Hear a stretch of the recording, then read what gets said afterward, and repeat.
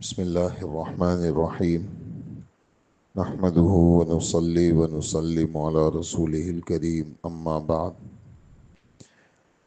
ایمان کسی کی بات کو کسی کے اعتماد پر یقینی طور سے مان لینے کو کہتے ہیں، اور شریعت میں اللہ کے رسول کی خبر کو صرف اللہ کے رسول کے اعتماد پر مشاہدہ کیے بغیر یقینی طور سے مان لینے کو کہتے ہیں۔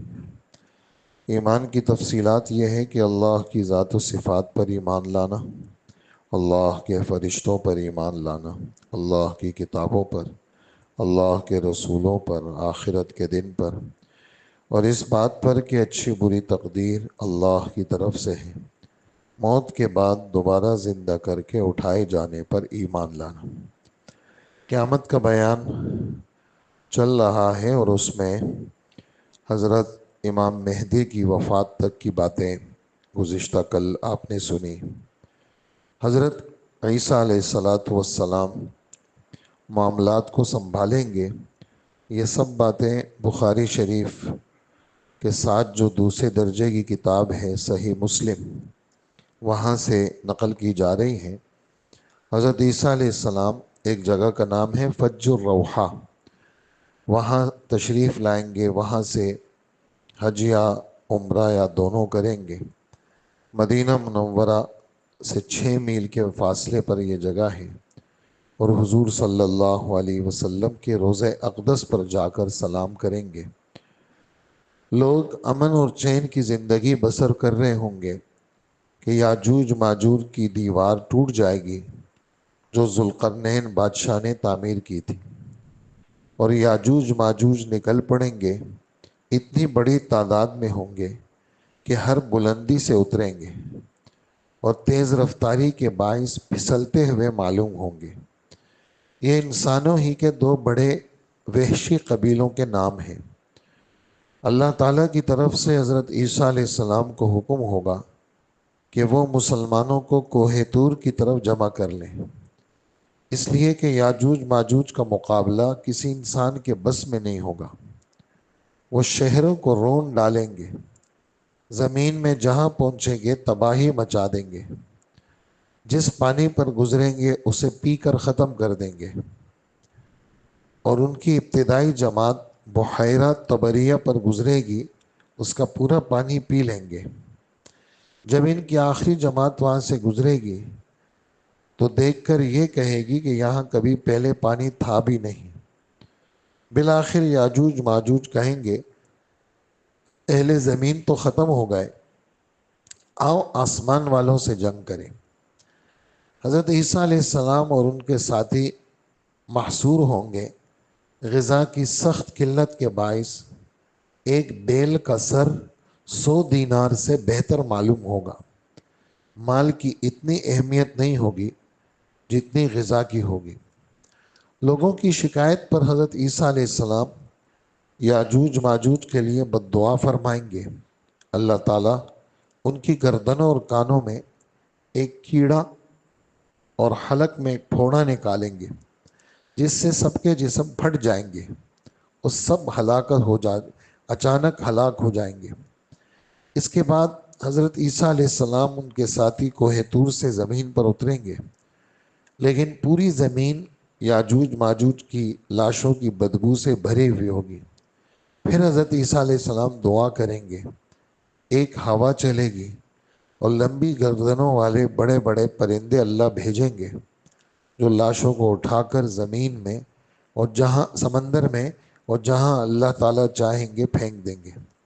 پھر اللہ تعالیٰ بارش برسائیں گے، زمین کو دھو کر اللہ پاک آئینے کی طرح صاف کر دیں گے۔ حضرت عیسیٰ علیہ السلام کی برکات دنیا میں آپ کا نزول، آپ کا رہنا امام عادل اور منصف حاکم کی حیثیت سے ہوگا۔ اس امت میں آپ حضور صلی اللہ علیہ وسلم کے نائب ہوں گے۔ آپ قرآن و حدیث اور اسلامی شریعت پر خود بھی عمل کریں گے، لوگوں کو بھی دعوت دیں گے اور نمازوں میں لوگوں کے امامت کریں گے۔ آپ کا نزول اس امت کے آخری دور میں ہوگا۔ نزول کے بعد دنیا میں 40 سال قیام کریں گے۔ اسلام کے دور اول کے بعد یہ امت کا بہترین دور ہوگا۔ آپ کے ساتھیوں کو اللہ تعالیٰ دوزخ کی آگ سے محفوظ رکھیں گے، اور جو لوگ اپنا دین بچانے کے لیے آپ سے ملیں گے وہ اللہ کے نزدیک سب سے محبوب ہوں گے۔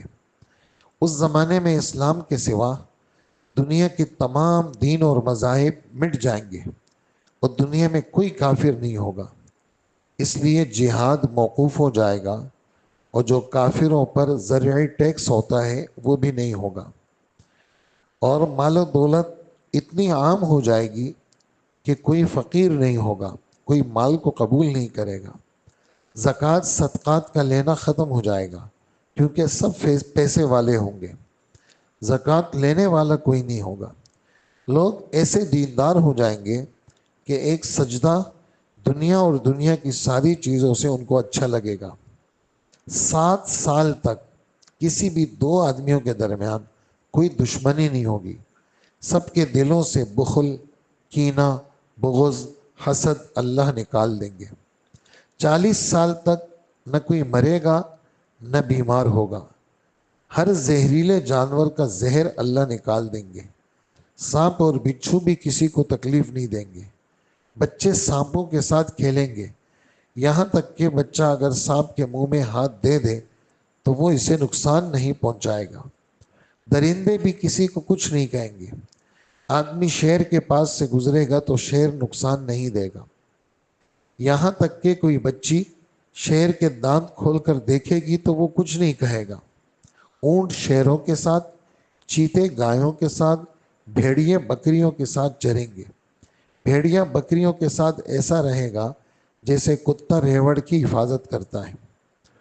زمین کی پیداواری صلاحیت بڑھ جائے گی، بیج ٹھوس پتھر میں بھی بوئے جائے گا تو اگ جائے گا، ہل چلائے بغیر ایک مد تقریباً آدھا پون کلو 700 مد گندم پیدا کرے گا، ایک انار اتنا بڑا ہوگا کہ پوری جماعت کھائے گی، اس کے چھلکے کے نیچے لوگ سایہ حاصل کریں گے، دودھ میں اتنی برکت ہوگی کہ دودھ دینے والی ایک اونٹنی لوگوں کی بڑی جماعت کے لیے کافی ہوگی، ایک گائے پورے قبیلے کو اونٹ دے گی، اور ایک بکری پوری برادری کے لیے کافی ہوگی۔ غرض یہ ہے کہ حضرت عیسیٰ علیہ السلام کے بعد زندگی بڑی خوشگوار ہوگی۔ یہ سب باتیں مسلم شریف میں جناب رسول اللہ صلی اللہ علیہ وسلم نے فرمائی ہیں۔ حضرت عیسیٰ علیہ السلام نزول کے بعد دنیا میں ان کا نکاح بھی ہوگا، ان کی اولاد بھی ہوگی۔ نکاح کے بعد آپ کا قیام 19 سال ہوگا اور کل مدت قیام 40 سال ہوگی۔ اس کے بعد حضرت عیسیٰ علیہ السلام کی وفات ہوگی، مسلمان نماز جنازہ پڑھ کر ان کو دفن کریں گے، اور حضرت عیسیٰ علیہ السلام کو جناب رسول اللہ صلی اللہ علیہ وسلم کے پاس دفن کیا جائے گا۔ آپ کے بعد اگر کسی کی گھوڑی بچہ دے گی تو قیامت تک اس پر سواری کی نوبت نہیں آئے گی کہ قیامت آ جائے گی۔ زمین میں دھس جانے کے 3 واقعات ہوں گے، ایک مشرقی ممالک میں، ایک مغربی ممالک میں، اور ایک جزیرہ عرب کے اندر۔ ایک خاص دھواں نکلے گا، یہ سب قیامت کی نشانی ہے جو قیامت کے قریب ہوں گی، جو لوگوں پر چھا جائے گا۔ ایمان والوں کو تو زکام سا محسوس ہوگا، لیکن کفار کے سر ایسے ہو جائیں گے جیسے انہیں آگ پر بھون دیا گیا ہو۔ ایک نشانی یہ بھی ہوگی، قیامت کی ایک علامت، ایک دن سورج مشرق کے بجائے مغرب سے نکلے گا، جسے دیکھتے ہی سب کافر ایمان لائیں گے، مگر اس وقت کسی کا ایمان لانا قبول نہیں ہوگا اور گناہ گار مسلمانوں کی توبہ بھی قبول نہیں ہوگی۔ دوسرے روز لوگوں میں اسی بات کا چرچا ہو رہا ہوگا کہ صفا کی پہاڑی میں زلزلہ آئے گا اور وہاں سے وہ پھٹ جائے گا، پہاڑ پھٹے گا کہ ایک عجیب شکل کا جانور نکلے گا۔ اس جانور کے نکلنے کی افواہ پہلے بھی 2 مرتبہ یمن اور نجد کے علاقے میں مشہور ہو چکی ہوگی، لیکن صفا کی پہاڑی سے نکلے گا تو یہ 7 جانوروں کے مشابہ ہوگا، چہرے میں انسان جیسا، پاؤں میں اونٹ جیسا، گردن میں گھوڑے جیسا، دم میں بیل جیسا، پشت کے نیچے ہرن جیسا، سینگوں میں اس کے 12 سینگیں اور ہاتھوں میں بندر جیسا۔ یہ لوگوں سے صاف گفتگو میں بات کرے گا۔ اس کے ہاتھ میں موسیٰ علیہ السلام کی لاٹھی اور دوسرے میں حضرت سلیمان علیہ السلام کی انگوٹھی ہوگی۔ تمام شہروں میں بہت تیزی کے ساتھ چکر لگائے گا، کوئی انسان اس کا پیچھا نہیں کر سکے گا، کوئی بھاگنے والا اس سے بچ نہیں سکے گا۔ ہر آدمی پر نشان لگاتا جائے گا۔ اگر وہ صاحب ایمان ہے تو حضرت موسیٰ علیہ السلام کی لاٹھی سے اس کی پیشانی پر ایک نورانی لکیر آ جائے گی، جس کی وجہ سے تمام چہرہ روشن ہو جائے گا۔ اور اگر وہ صاحب ایمان نہیں ہوگا تو حضرت سلیمان علیہ السلام کی انگوٹھی سے اس کی ناک یا گردن پر کالی مہر لگ جائے گی، جس کی وجہ سے اس کا پورا چہرہ سیاہ ہو جائے گا۔ یہاں تک کہ اگر دسترخوان پر چند آدمی جمع ہو جائے تو ہر ایک کا کافر اور مومن ہونا بالکل واضح ہوگا۔ اس جانور کا نام دابۃ الارض ہے۔ 20واں پارہ اس کے 3 صفحے پہ اس کا ذکر ہے۔ سورج کے مغرب سے طلوع اور دابۃ الارض کے ظاہر ہونے سے سور پھونکے جانے تک 4 مہینے کا عرصہ ہوگا۔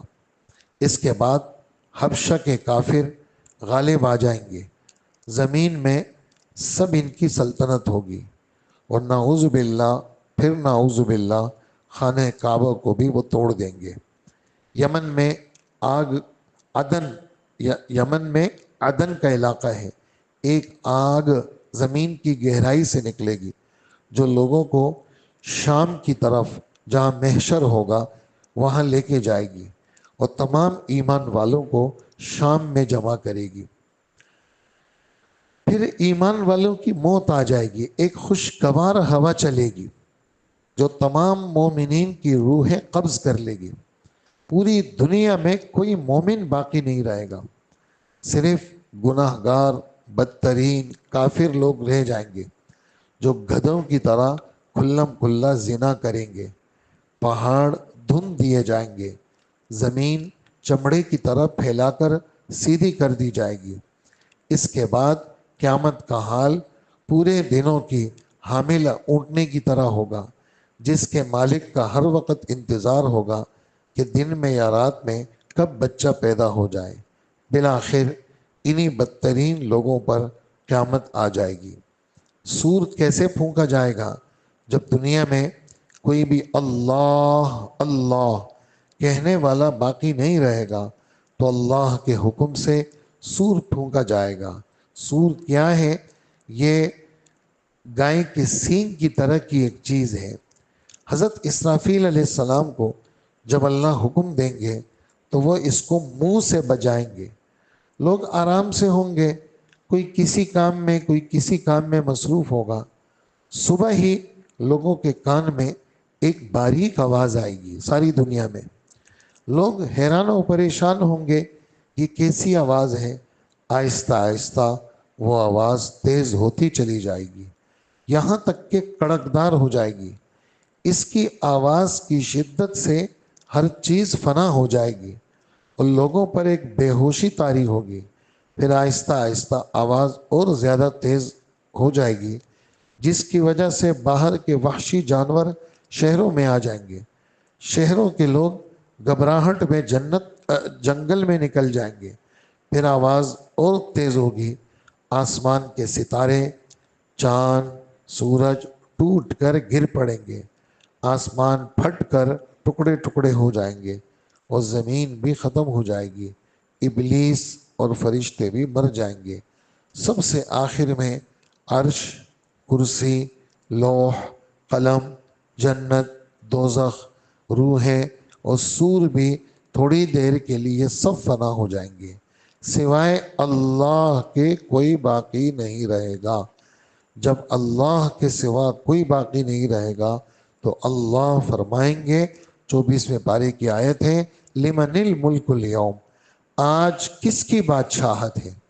پھر کوئی جواب دینے والا نہیں ہوگا، خود اللہ ہی جواب دیں گے، للہ واحد القہار، صرف ایک اللہ کی بادشاہت ہے جو ایک ہے اور سب پہ غالب ہے۔